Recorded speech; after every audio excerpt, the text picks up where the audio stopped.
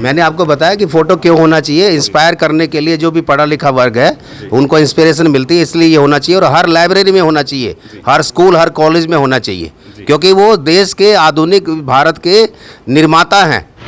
Sir, बाबा साहब doctor B.R. Ambedkar की photo ज़्यादा ज़रूरी है या उनकी आइडियोलॉजी ज़्यादा ज़रूरी है? देखो, एक जो है उर्दू का एक जो है कहावत है कि तस्वीर वीर तस्वर नहीं, कि तस्वीर के बगैर आपका ध्यान नहीं लग पाता। हाँ, उनका जो है तस्वीर भी उतनी ज़रूरी है, उनकी शिक्षा भी उतनी ज़रूरी है, उनको पढ़ना भी उतना ही ज़रूरी है। हर चीज़ ज़रूरी है। जितना बाबा साहब को पढ़ेंगे उतना कम है, जितना पढ़ेंगे उतना ही आपका दिमाग का जो दायरा है विकसित हो जाएगा, उतना ही आप महान आदमी बनेंगे डॉक्टर B.R. अम्बेडकर की तरह।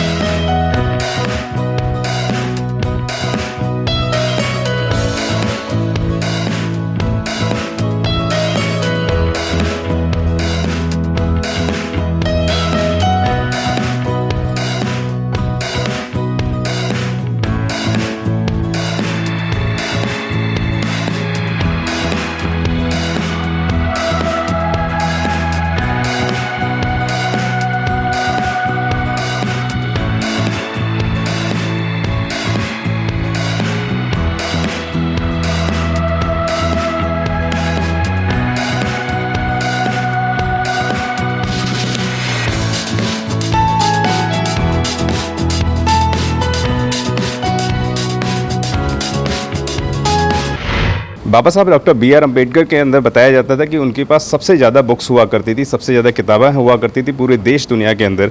हमारे साथ साहब हैं। सर, हम आपसे जानना चाहेंगे क्या लाइब्रेरी के अंदर बाबा साहब का फ़ोटो होना क्यों ज़रूरी है, वह हम आपसे जानेंगे please.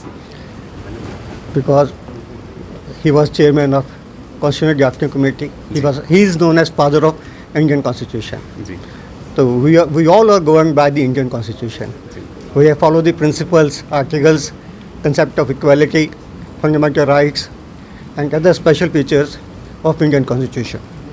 When Baba Sahib has drafted such a beautiful constitution by which we are governed, then to my view, his portrait, his photo should be in the Bar Library. जी हमारे सर भी हैं। सर, हम आपसे भी जानना चाहेंगे कि जो जिस तरीके से आपने बोला कि बाबा साहब ने शोषित वंचित समाज के लिए नहीं पूरे देश दुनिया के लिए काम किया, इसलिए शोषित वंचित समाज की बात नहीं करनी चाहिए, सर्व समाज की बात करनी चाहिए। क्या लगता है अधिकांश लोग बाबा साहब को जातिगत आधार पर देखते हैं, तो आज भी लोगों की मानसिकता बदल पाई है या नहीं बदल पाई है? सर, नहीं, बहुत कुछ तक मानसिकता बदल चुकी है।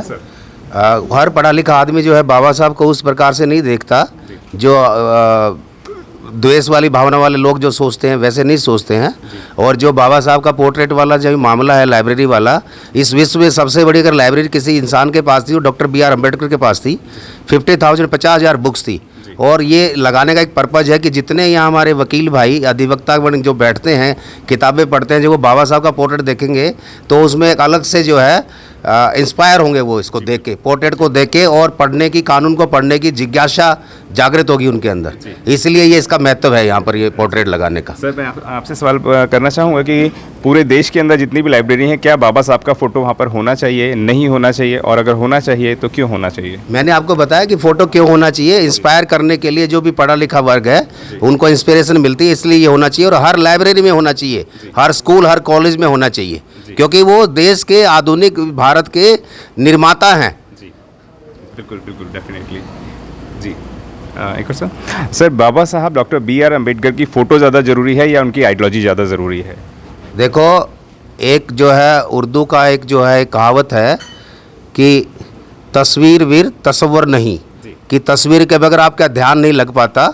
हाँ, उनका जो है तस्वीर भी उतनी ज़रूरी है, उनकी शिक्षा भी उतनी ज़रूरी है, उनको पढ़ना भी उतना ही ज़रूरी है।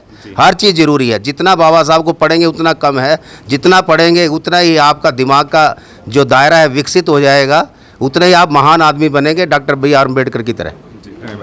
कहते हैं बाबा साहब डॉक्टर B.R. अम्बेडकर दोनों हाथों से लिखते थे, कई भाषाओं को उनको ज्ञान था, और बाबा साहब की इस देश दुनिया के अंदर सबसे ज़्यादा उनके पास बुक्सें हुआ करती थी। और कहते हैं चित्र से चरित्र का निर्माण होता है। अगर हर एक लाइब्रेरी के अंदर बाबा साहब की फ़ोटो होगी तो लोगों को एक उत्तेजित होने का, उत्साह भरने का कार्य करेंगे। धन्यवाद सर आप लोगों का, थैंक यू।